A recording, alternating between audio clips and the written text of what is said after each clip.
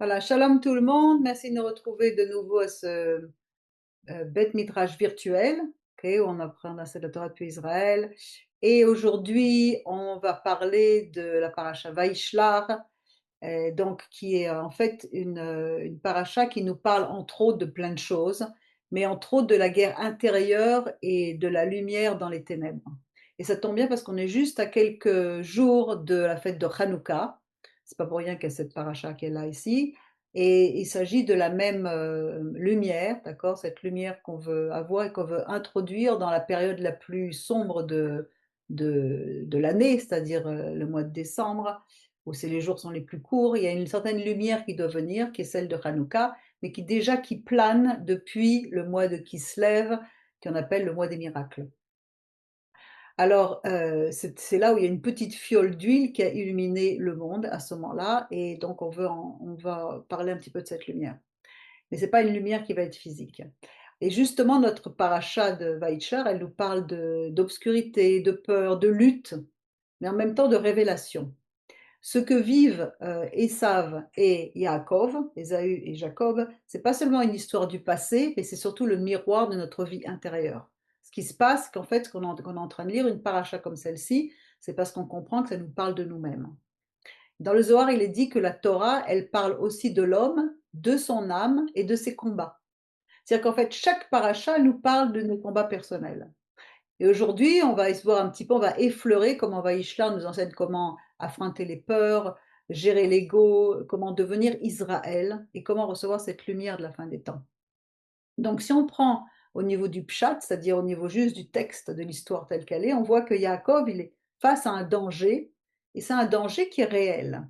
Il revient de chez Lavan, après plus de 20 années passées là-bas, et pourtant, Ésav, son frère, reprend toujours un danger puisqu'il souhaite sa mort, disent les sages. Et pour tenter de calmer la colère d'Ésav, Jacob lui envoie des émissaires chargés de présents.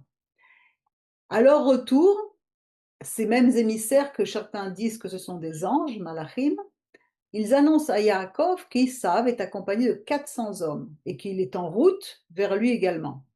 Donc souvenez-vous déjà de la paracha précédente, c'est parce que Benjamin est pas encore né et Benjamin, il doit venir construire le temple, sur son territoire sera construit le temple, donc il est temps de rentrer en terre promise déjà depuis la naissance de Yosef en Babylone là-bas. Donc il rentre et il arrive, il sait qu'il doit affronter son frère parce qu'il y a eu toutes ces histoires entre eux.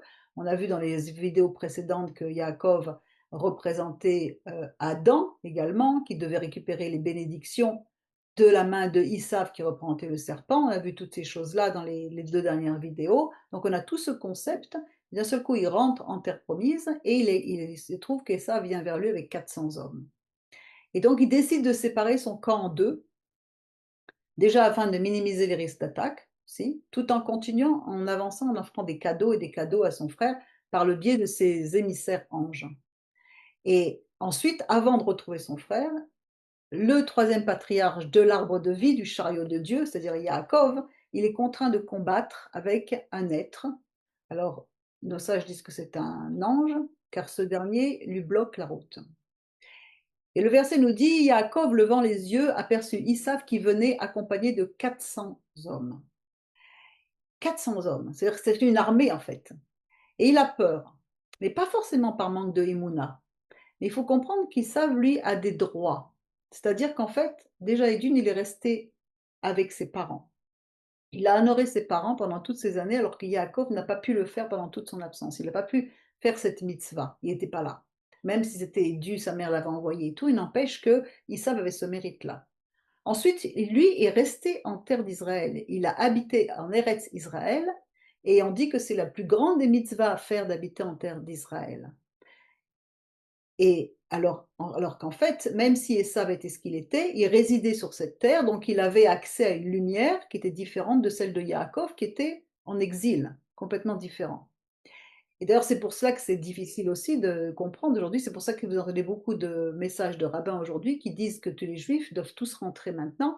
Et c'est pourquoi on ne comprend pas qu'ils ne sont pas là depuis déjà 1948. Ils auraient déjà dû rentrer. Et a fortiori même les juifs messianiques qui croient en Yeshua, qui sont toujours pas là, qui connaissent très bien la parole.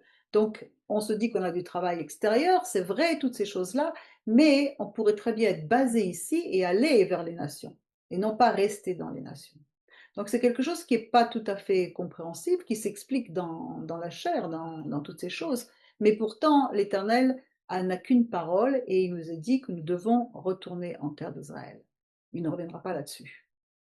Donc en fait, c'est l'histoire des frères jumeaux et faites bien attention, ce sont des jumeaux, c'est-à-dire qu'ils sont indissociables. C'est pas encore fini, ça date depuis l'époque.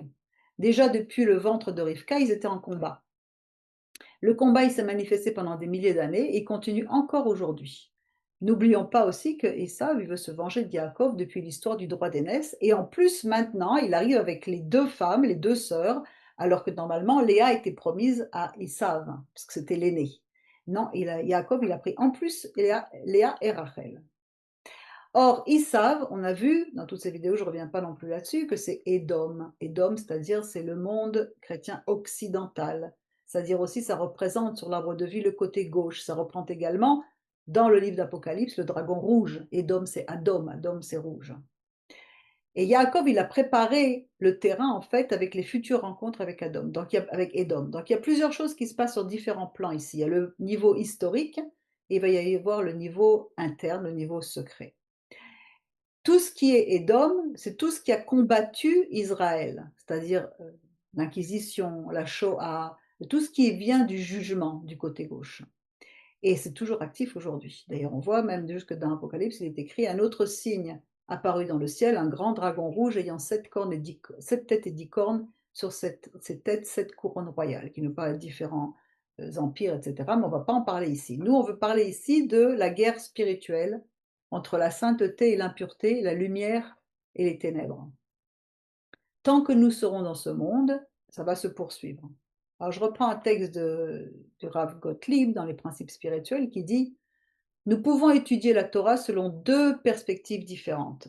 La Torah est extérieure à nous-mêmes, c'est un livre, on lit, ou alors la Torah est intérieure à nous-mêmes. Elle est généralement étudiée selon la perspective qu'elle est extérieure à nous-mêmes. Par exemple, le récit de la Torah, ça concerne Isav et Yaakov qui seraient pris pour deux personnes distinctes. Mais la description par la Torah d'esclavage d'Israël en Égypte, par exemple, est comprise comme faisant référence également à deux nations distinctes. Et bien que la plupart des gens étudient la Torah de cette façon-là, c'est-à-dire qu'on lit le texte tout simplement selon le pshat, cette approche, elle soulève également des difficultés. Et l'une d'entre elles, c'est qu'en sorte, on pourrait croire que la Torah, c'est qu'un livre d'histoire ou d'événements, des récits, ce qui n'est pas du tout le cas. C'est un livre qui est complètement prophétique et qui parle à notre âme. Et de plus, lorsqu'on étudie la Torah de cette façon-là, c'est difficile de ressentir un lien direct entre ce qui est écrit et notre vie personnelle. Or, toute écriture est utile pour nous convaincre, pour nous discerner. Tous les secrets divins, les conseils, se sont compris dans cette Torah pour nous donner la manière d'atteindre la connexion avec Dieu. Donc, de nouveau, le Zohar explique la Torah, c'est pas seulement en dehors de nous-mêmes, mais aussi en nous. Par exemple, Yaakov et Ésaü sont deux aspects de notre moi intérieur qui luttent pour prendre le contrôle. C'est le fameux message dans toute la Brit Hadasha qui parle du fameux combat. J'ai mené le bon combat. Paul, il parle du combat qu'il mène, de cette lutte incessante entre l'esprit et la chair et toutes ces choses-là. On parle de ça. Abraham, Yitzhak, Yaakov, Sarah, Rivka, Rachel, tous les personnages représentent des niveaux de conscience que nous pouvons atteindre. Israël, c'est également un aspect de nous-mêmes qui ne se libère de l'esclavage d'un autre aspect de nous-mêmes qui est appelé l'Égypte. Lorsqu'on considère la Torah comme décrivant des aspects de notre conscience intérieure, on n'apprend donc pas des événements, mais on se relie aux événements et chaque lettre de la Torah se devient quelque chose, un message personnel. C'est ainsi qu'il faut aborder la Torah, qui est un livre prophétique dont beaucoup de prophéties ne sont pas encore réalisées. Ça n'a rien à voir avec un ancien testament, ou à voir avec la loi, ou toutes ces choses dont on l'a affublé. C'est pas du tout ça. C'est la parole de Dieu qui est toujours valable. Et à partir du récit de la rencontre entre Yaakov et Ésaü, les sages déduisent comment on doit se comporter, par exemple, en cas de crise. On doit se préparer avec trois choses. Alors, un cadeau, c'est-à-dire une offrande de paix, la prière et la guerre. Et en effet, on voit Yaakov qui élabore une stratégie psychologique complète qui est destinée à adoucir ou à apaiser Issav si c'est possible. D'abord, il va envoyer les cadeaux. Il envoie des troupeaux pour apaiser Issav. Il va s'organiser, il va diviser le camp en deux, faire des préparations en cas de guerre. Et puis il va prier, il va se tourner vers Dieu dans le désarroi de son cœur, crier vers son cœur. Parce qu'il ne faut pas oublier non plus qu'il essaie de dire à Ésaü, à Issav, donc il essaie de lui dire, regarde toutes les prophéties que Yitzhak m'a données ne sont pas réalisées. J'ai pas prospéré en terre promise, j'ai pas prospéré en terre, c'est toi qui es ici. Il essaie de discuter. Et les sages disent qu'en fait, c'est comme ça qu'on affronte une crise, diplomatie, stratégie, prière. Et si maintenant on prend l'aspect sod, l'aspect secret, l'aspect plus profond de la Torah, on voit qu'en fait, Issav et Yaakov, c'est en nous. Chaque personnage de la Torah existe à l'intérieur de nous. Yaakov, c'est qui? Ça va être l'âme divine, la recherche de la vérité, le pilier du milieu, dans la structure de l'arbre de vie. Issav, ça va être le désir de recevoir pour soi seul, pour l'ego, pour l'impulsivité, la colère, la violence. Le monde, c'est au monde occidental qui attire la lumière à sa propre satisfaction, qu'on voit aujourd'hui. Et il déteste Yaakov, ce monde. Il déteste les valeurs bibliques que Yaakov Israël peuvent apporter. Et c'est un fait, puisque c'est écrit que même Hachem lui-même n'aime pas Ésaü. On a fait des vidéos là-dessus où on a vu que c'était pas Yaakov qui était le mal aimé, mais c'était Isav qui n'est pas aimé par Dieu. Et Hachem déteste Isav, il déteste cet aspect de l'ego, de l'impulsivité, de tirer les choses pour sa propre satisfaction, de nier les valeurs bibliques, toutes ces choses-là. Malachi 1,2 nous dit, je t'ai aimé, dit le Seigneur, et si tu dis en quoi nous as-tu aimé, Isav n'est-il pas le frère de Yaakov, dit le Seigneur, j'ai aimé Yaakov, mais j'ai rejeté Isav, j'ai fait de ses montagnes une désolation et de son héritage un désert désolé. Pourquoi? Parce qu'il représente cet aspect qui est anti-Torah, anti-biblique. Et le Baal Shem Tov nous dit que le Yetzer Hara et le Yetzer Tov, les bonnes et la mauvaise inclination, sont des jumeaux. Donc on a vu qu'Yaakov et Esaü sont des jumeaux. Comme Yaakov et Esav, ils naissent de la même matrice. Et toute notre vie, c'est une danse, un conflit, une négociation entre ces deux forces. On raconte que le Baal Shem dit un jour à ses élèves, qui est ton plus grand ennemi? Et l'élève répondit, les nations qui nous persécutent. Et le Baal Shem Tov, il dit non, c'est pas ça. Alors l'élève réfléchit, il dit c'est le Satan, encore plus proche. L'élève, il dit je sais pas. Et le Baal Shem Tov, il lui dit ton ennemi le plus dangereux, c'est celui qui porte ton prénom, c'est toi. C'est-à-dire qu'à l'intérieur de nous, on a cette force qui peut détruire. Et la paracha nous enseigne exactement cela. Issav, c'est pas l'autre, c'est moi, c'est mon propre moi animal. C'est-à-dire que le combat qui se passe en moi, il se passe aussi à l'extérieur. Tout ce qui est en moi a un reflet à l'extérieur.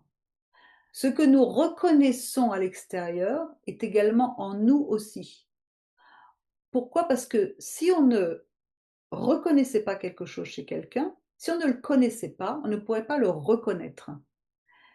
Si on ne voit que du noir autour de nous, c'est parce qu'on a du noir en nous. Sinon, ce noir, il serait blanc. Si on voit quelque chose en quelqu'un, qu'on reconnaît, on le reconnaît parce qu'on le connaît, parce qu'il y a une partie de ça qui est en nous également. Donc c'est un miroir qui se passe, et comme on est tous un grand réservoir d'âme, on correspond. Et on apprend justement, entre autres dans l'école Or Haneshama qu'on a ouverte, dans tous les groupes de guérison, comment discerner et comment se débarrasser de ce noir qui est en nous, de cet miroir qui nous est renvoyé. Et l'école, elle en est à sa seconde année déjà, on a vraiment beaucoup de résultats, ainsi que dans les groupes et tout. C'est vraiment un outil de la fin des temps que le Seigneur nous a donné, pour savoir comment se débarrasser de ces choses qui en nous, qui sont là, et qu'on reconnaît dans le monde, chez les autres, etc. Je vous mets le lien plus bas si vous êtes intéressé, mais sachez que c'est un outil que Dieu donne pour cette fin des temps, pour nous aider à marcher dans cette sanctification. Donc la vie, c'est comme une guerre spirituelle. Ça, c'est le Rambam qui va nous dire dans Messilat Yesharim, il dit « L'homme est placé dans un monde de guerre. » Pas une guerre extérieure forcément, mais une guerre intérieure. Et parce qu'on a la guerre intérieure, il y a la guerre extérieure. Ça va être le combat pour savoir qui c'est qui va diriger ma vie. Est-ce que c'est l'âme divine ou est-ce que c'est l'âme animale? C'est-à-dire, en fait, est-ce que c'est ce qu'on me répète toujours dans tous les groupes, est-ce que ça va être le cheval, le cocher ou le chariot? Le chariot, lui, il est neutre, ce n'est qu'un c'est le corps. Mais on a le cheval qui est notre âme animale ou la chair, si vous voulez, et on a le cocher qui est notre âme divine, qui est reliée à Dieu, qui s'appelle Neshama, qui est reliée à Dieu par la Neshima, la respiration, et normalement c'est la Neshama qui doit nous guider, c'est l'esprit qui doit nous guider, mais souvent c'est le cheval. Même à des gens nés de nouveau, c'est le cheval qui nous guide. Et le Baal Hasulam, il nous dit que Dieu nous donne des défis pour éviter ce qu'on appelle le pain de la honte, c'est-à-dire on doit gagner la lumière. On ne doit pas la recevoir que gratuitement. On a travaillé à votre salut. Ça veut dire quoi? Ça veut dire faites des efforts. Faites des efforts dans le sens de pouvoir vous transformer et transformer ce qui est noir à l'intérieur en lumière. C'est pourquoi nous avons cet Isav, cet Ésaü, cette mauvaise inclination qui est en nous, qui nous fait grandir en fait. C'est là pour nous aider à donner des tests pour qu'on puisse les surpasser. Imaginez encore une fois le cheval qui est très puissant. Si on ne le nourrit pas, il s'effondre. Mais si on le nourrit trop, il devient incontrôlable.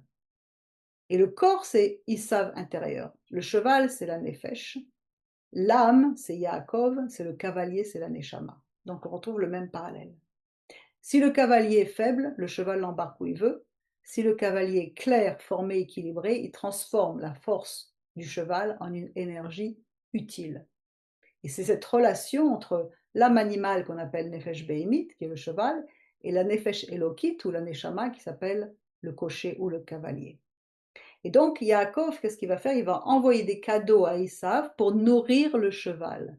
Mais il garde la bride en main. Il est obligé de donner à manger à son corps, mais sans lui céder le trône. C'est-à-dire qu'en fait, il faut nourrir le cheval. Il faut que l'on donne ce qui est nécessaire à notre corps pour vivre sur cette terre. Sinon, on bride et on ne va pas brider. Ou sinon, on lâche la bride et c'est le contraire qui se passe.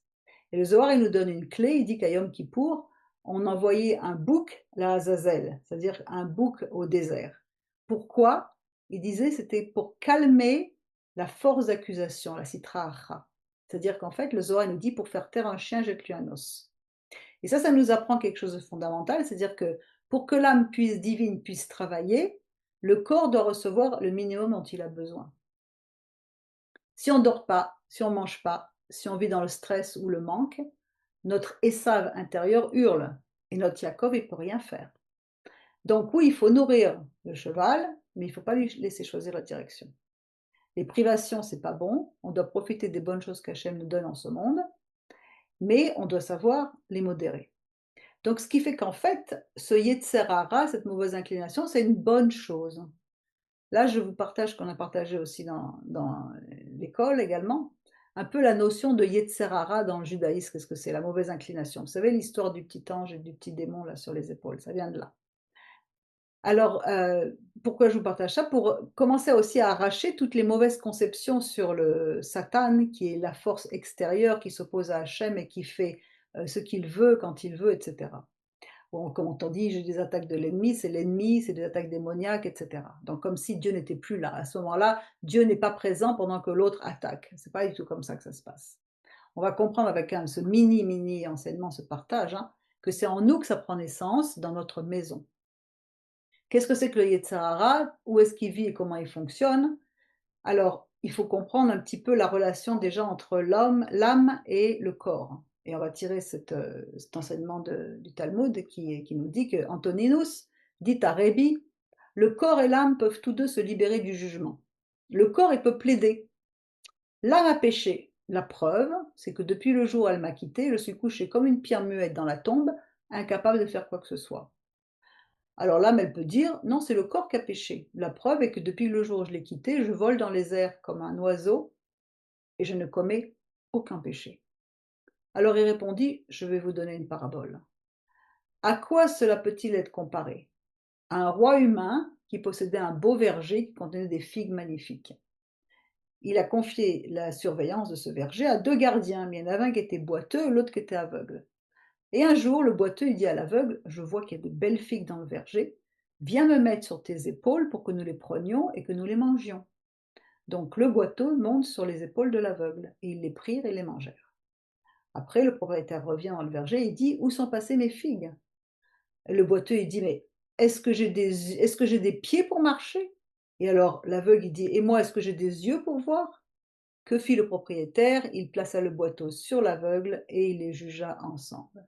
C'est ainsi que Dieu, au jour du Talmud, ramènera l'âme et la placera dans le corps à nouveau et les jugera ensemble. Sanhedrin. Qu'est-ce que ça veut dire? Ça veut dire qu'en fait, on est un fonctionnement l'un et l'autre, mais il faut savoir lequel va mener et dans quel but. Et le Midrash, il attire notre attention sur le fait que le texte de la Torah ne dit très bon, Tov Meod, qu'après que l'homme a été créé avec des impulsions bonnes et mauvaises. Dans tous les autres cas, il dit seulement et Dieu vit que cela était bon. Dieu vit que tout ce qu'il avait fait, et voici, cela était très bon après la création de l'homme. Ainsi, il eut un soir et il eut un matin, ce fut le 6e jour. Alors dans Bereshit Rabbah, Rabbi Nachman, il dit au nom de Rabbi Shamuel, il dit, voici, c'était très bon, c'était bon. Quand il dit voici, c'était bon, avant, ça se réfère à la bonne inclination. Et voici, c'était très bon, se réfère à la mauvaise inclination. Donc, ça veut dire que le mauvais désir peut-il être très bon? Oui. Pourquoi? Parce qu'il y a une nécessité de donner le libre arbitre à l'homme, le libre choix. Donc, le mauvais penchant a été créé pour donner à l'homme la possibilité de choisir entre le bien et le mal. Sinon, nous serions que des marionnettes. Dans Derech Hashem, le Ramchal il décrit le rôle du Yetzer Hara dans la quête de perfection de l'homme et dit: «L'homme est la créature créée dans le but de se rapprocher de Dieu. Il est placé entre la perfection et la déficience, avec le pouvoir de gagner la perfection.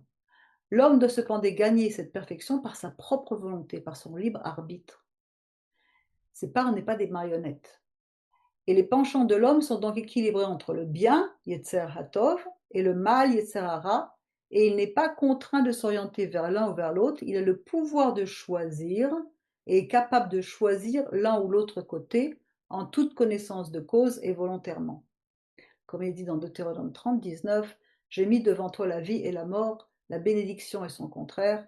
Choisis donc le chemin de la vie qui est la Torah, afin de vivre dans la vie du monde à venir, toi et tes enfants. Ça, c'est toujours le Targum Yonatan que j'emploie dans les traductions.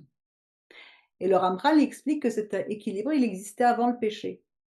Après son péché, cependant, il est devenu plus enclin, Adam est devenu plus enclin à écouter les ruses de son Yetzer Hara, donc sa tâche est désormais double, c'est-à-dire que tout d'abord, il doit rétablir l'équilibre entre le spirituel et le physique.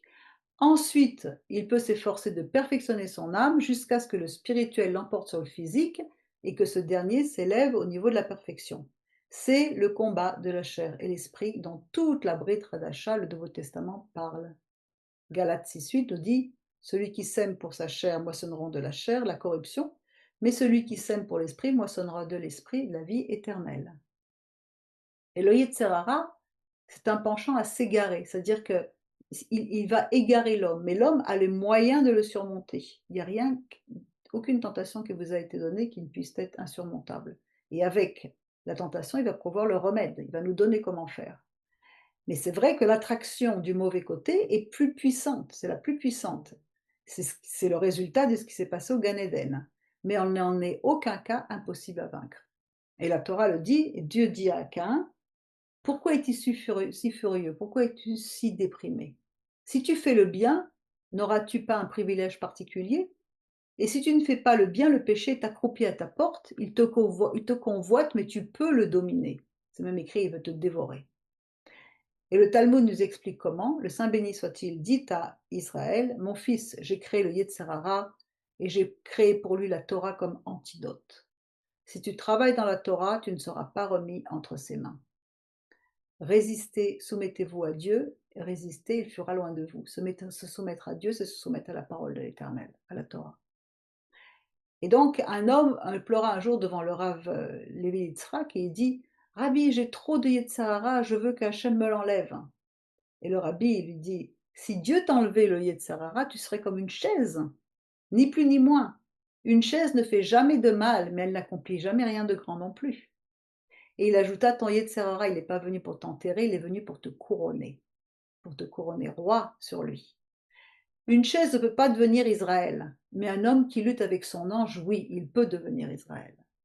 C'est pour cela que Yaakov va dire à Ésaü, Garti, j'ai habité, Garti, il lui dit en hébreu, j'ai séjourné, Garti chez Lavan.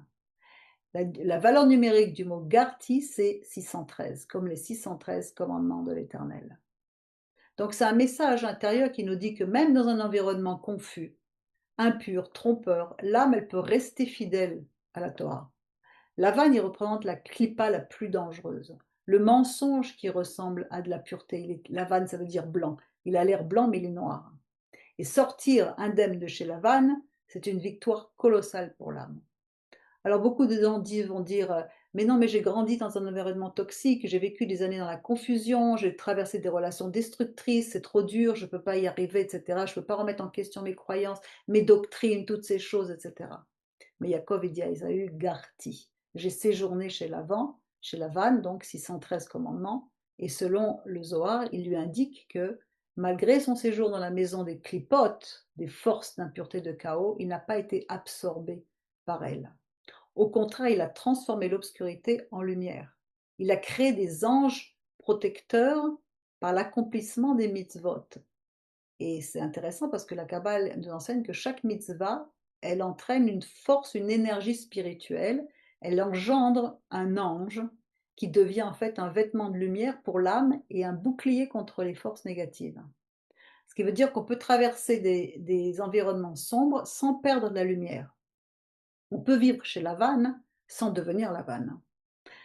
C'est pour ça que ça ne sert à rien d'aller se mettre dans des monastères. Il faut vivre dans le monde. Je te prie non pas de les ôter du monde, mais de les protéger dans le monde. Ceux qui sortent de l'obscurité avec fidélité deviennent de grands luminaires. Comme dit encore le soir le Zohar, plus l'obscurité était grande, plus la lumière révélée sera puissante. Et cette génération que nous sommes ici, où nous sommes dans un monde qui devient de plus en plus sombre, on va sortir de plus en plus brillant. Et lorsque Yaakov dit à Isav qu'il a gardé les mitzvot, il lui dit, en réalité, qu'est-ce qu'il lui dit? Il dit la lumière environnante, divine, or makif, on appelle ça, que j'ai engendrée grâce à mon étude et mes pratiques des mitzvot de la Torah, me protège. Tu ne peux pas me vaincre. Et d'un point de vue encore plus profond, au niveau Sod, selon la Kabbale, Yaakov, qu'est-ce qu'il fait ici avec ces trois façons de faire, cadeau, organisation, préparation militaire et prière? Il active les trois colonnes de l'arbre de vie. Le cadeau de droite, c'est la mesure de droite, la chesed, c'est cadeau. De l'autre côté, la guerre, la préparation et tout, c'est la rigueur, c'est la gauche. Et la prière, c'est le milieu, c'est le pilier du milieu, encore une fois, c'est ce qu'on appelle la Mida de Tiferet. Et ce message diplomatique, ce n'est pas une marque de faiblesse, c'est au contraire une affirmation profonde de la force spirituelle de Yaakov. Il montre à Esav qu'il maîtrise les trois lignes, c'est-à-dire toute l'architecture de l'harmonie divine. Il envoie ses anges messagers qui ont été créés par les mitzvot qu'il a gardés là-bas dans l'endroit sombre. Et encore une fois, et chaque fois que nous faisons une bonne action, que nous respectons, nous accomplissons une mitzvah, nous créons une énergie que l'on appelle ange. Donc le monde devient meilleur. Il devient meilleur par nos actions. Nous sommes des ouvriers avec Dieu dans sa moisson. Nous créons des anges, nous créons des lumières. Et il dit, et là je vous partage un enseignement de de Breslov, qui est repris par Rabbi Eliezer Brody, il dit « J'ai acquis des bœufs et des ânes, des moutons, des serviteurs et des servantes. » Il dit ça à Isav, Genèse 32, 5, 6. Donc, selon Rashi, Yaakov, il commence son message en disant que malgré le fait qu'il ait vécu avec Lavan, il a observé toutes les mitzvot de la Torah. Ok. Mais bon, on se dit, qu'est-ce qu'il a raconté à Isav qu'il ne gardait rien du tout? Qu'il a accompli toutes les mitzvot. Qu'est-ce que ça peut bien lui faire que son frère ait observé ou pas les mitzvot pendant qu'il vivait avec Lavan? Isav, il est bien au-delà de tout ça. Et de plus en plus, au lieu de dissimuler sa richesse, parce qu'on dit qu'il ne faut pas étaler sa richesse, pour pour ne pas susciter la jalousie d'Ésav. Au contraire, il donne l'acquisition de tout ce qu'il a, des bœufs, des ânes, des moutons, des serviteurs, des servantes. Pourquoi est-ce qu'il n'a pas dit qu'il avait que quelques animaux? C'est quoi toute cette liste? Et donc là, il nous cite le conte de Rabbi Nachman, qui s'appelle Le taureau et le bélier. Rabbi Nachman raconte l'histoire d'un roi qui rassembla tous ses devins afin qu'ils l'avertissent des dangers potentiels pour sa descendance. Ils lui dirent que lui et sa descendance doivent se méfier du bœuf et du mouton et du bélier. Et il y avait un seul juif dans le royaume, l'un des ministres du roi, qui était autorisé à pratiquer ouvertement son judaïsme parce qu'il avait sauvé la vie du grand-père du roi pendant le règne de ce dernier. Mais le roi actuel, qui était son petit-fils, avait dépouillé le ministre juif de ses privilèges. Et il avait donc, le ministre, le juif, il ne pouvait plus porter ouvertement cette éphiline ni cette tzitzit. Il avait donc été contraint de pratiquer sa foi en secret, comme tous les autres juifs du royaume. Et d'un seul coup, le nouveau roi, le petit-fils, donc, il fait un rêve, il voit un ciel nocturne dégagé et les 12 constellations du zodiaque. Et il voit que dans les constellations, le bélier et le taureau se moquent de lui. Donc il se réveille en colère et terrifié, et il fut contraint de fuir vers le refuge pour échapper à la colère, il s'enfuit, et il passe vers le refuge qui passe par un tunnel de feu. Et il voit d'autres rois traverser le tunnel, calmement et sans encombre, car chacun était accompagné d'un juif portant un talit et des tfilines. C'étaient les rois qui permettaient aux juifs de pratiquer ouvertement leur religion. Quoi qu'il en soit, le roi tenta de traverser le tunnel, mais lui et sa descendance furent anéantis. Pourquoi est-ce que le bélier et le taureau se moquaient de lui? Parce que les tzitzit c'est fait avec la laine de bélier, tandis que les tfilines c'est fait avec la peau du taureau. Voici en quelques mots le conte de Rabbi Nachman. Maintenant, on comprend pourquoi Yaakov a dit à Esav non seulement qu'il avait observé toutes les mitzvot dans la maison de Lavan, mais qu'il avait acquis des bœufs, des ânes, des brebis, des serviteurs et des servantes. Et selon la bénédiction qui a été faite par Yitzhak à Esav, ce dernier ne prendra le pouvoir sur Yaakov que si celui-ci se relâche dans l'observance de la Torah. Il lui dit dans Genèse 27:40, tu vivras de ton épée et tu seras asservi à ton frère, mais en errant librement ça et là, tu briseras son joug de dessus ton cou. C'est-à-dire que Yaakov est en train de dire à Esav que puisqu'il a été rigoureux dans l'observance de toutes les mitzvot, Esav aura de gros problèmes s'il s'engage dans la voie du conflit armé. De manière cryptée, il lui révèle toutes les armes non conventionnelles de son arsenal. Et il lui dit les bœufs, ça symbolise les tfilines, les sacrifices, la vache rousse, les rouleaux de la Torah, les mezuzot, le mélange interdit entre le lait et la viande, le taureau qui a été tué, l'abattage cachère et toutes les autres mitzvot qui sont accomplies avec le bétail. Mais il reprend également Yosef, qui est comparé à un taureau dans les prophéties données par Yaakov, qui a gardé sa pureté avec la femme de Potiphar. Les ânes, ça symbolise l'interdiction de labourer avec un bœuf et un âne ensemble et la rédemption du premier-né des ânes. Les moutons, ça fait allusion au tzitzit, à la première tonte, à l'interdiction de mélanger le lin et la laine, au sacrifice rituel, à l'agneau pascal et toutes les autres mitzvot qui concernent les moutons. Mais il reprend aussi Issachar, qui étudiait la Torah et dont le symbole était un âne. Les esclaves, ça fait référence aux lois sur les esclaves hébreux, les esclaves cananéens et les esclaves fugitifs. Les servantes, ça fait allusion aux servantes juives sous contrat et le vol d'une servante juive fiancée, etc., etc. Yaakov, il dit à Esav que tous les anges qui sont créés à partir de l'observance de ces mitzvot au fil des années, puisqu'on savait que tous les patriarches avaient déjà la Torah, ce sont des forces spirituelles, ça va être des forces spirituelles qui s'abattront sur sa tête comme des bombes. Et il lui dit, je suis entouré des forces spirituelles que mes mitzvot ont créées. Or, Makif, tu ne combats pas seulement un homme, tu combats un arsenal de lumière. Et de plus, en Kabbale, les animaux qui sont cités par Yaakov correspondent aux trois forces primordiales de l'âme animale, c'est-à-dire la nefesh behemit, lorsqu'elle est rectifiée par les mitzvot, c'est-à-dire les bœufs, ça nous renvoie à la gvura, au côté gauche de l'arbre de vie. C'est la rigueur sanctifiée qui est maîtrisée par les tfilin, symbolise la puissance du service divin. Les ânes, c'est le mot chamor qui est lié au mot chomer, à la matière.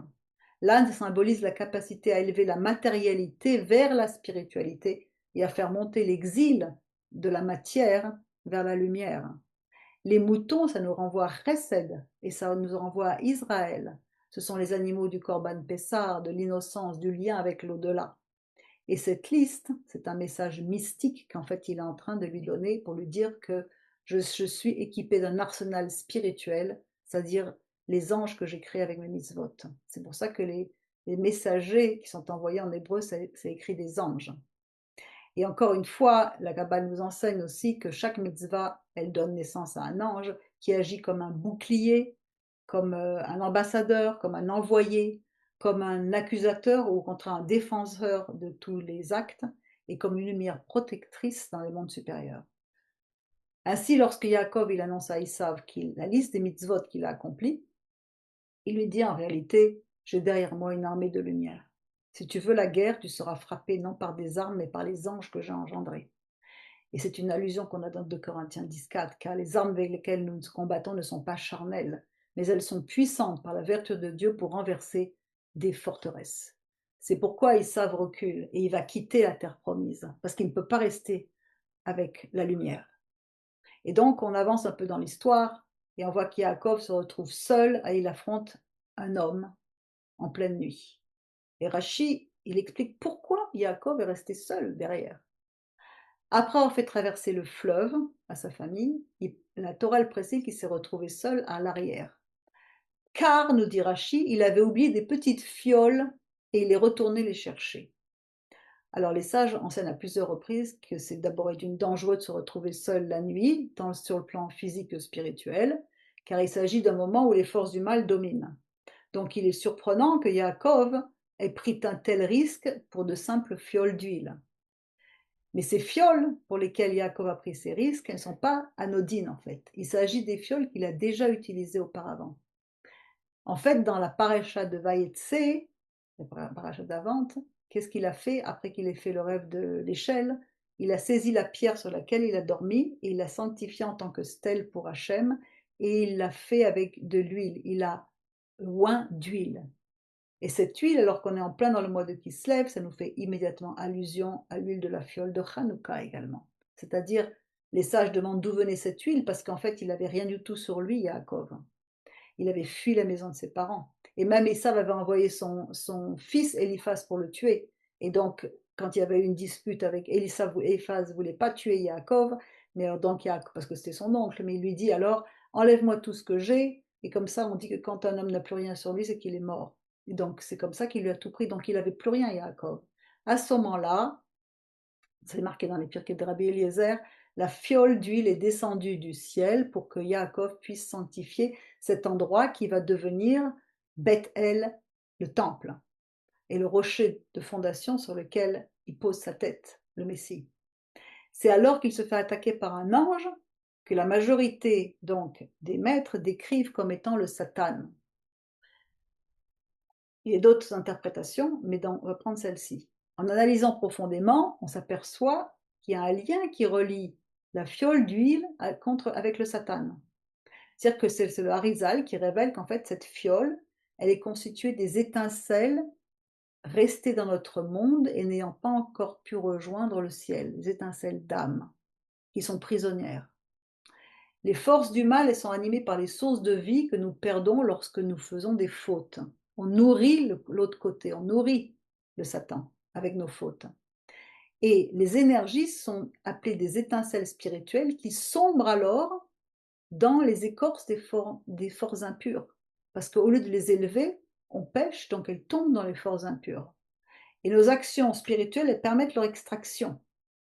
Et le Harizal explique sur cette base que Yaakov ne voulait pas laisser passer ne serait-ce que le moindre petit résidu de ses forces du bien enlisées dans l'impureté du mal.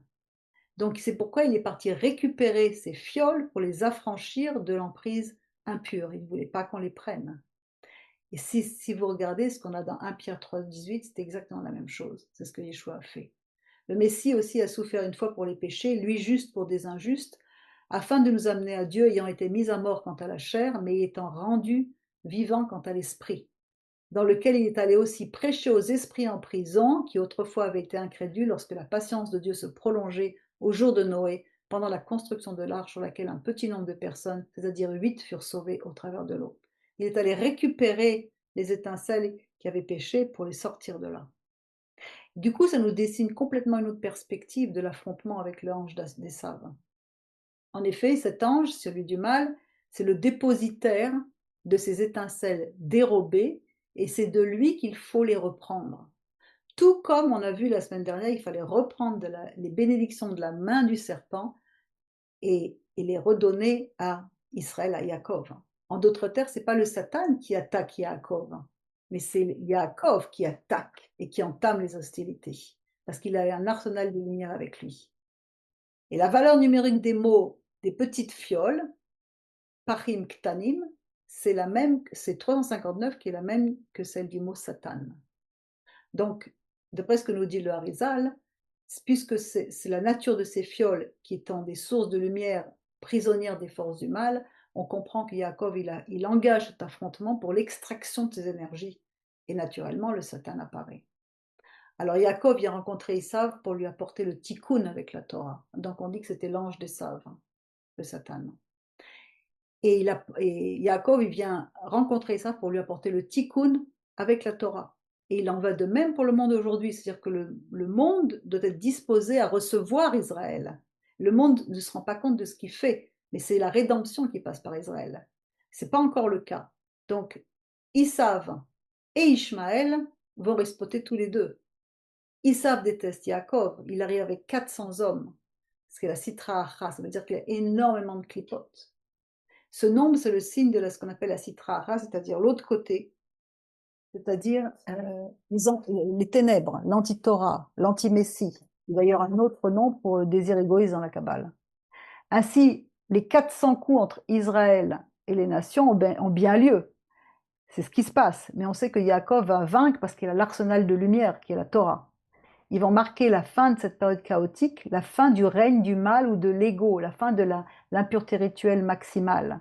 Ça va être le retour à l'unité, parce que 400, c'est également la valeur numérique de la lettre Tav, qui est la dernière lettre de l'alphabet sacré, qui va se reconnecter au 1, à l'unité du Aleph, Aleph Vetav, ou la Loufo Shel Olam, le chef du monde, et le Aleph et le Tav. Et on lit dans Ésaïe et dans Apocalypse, ainsi parle Hachem, roi rédempteur d'Israël, Adonai Tsevaot, je suis le premier, je suis le dernier, en dehors de moi il n'y a pas de Dieu.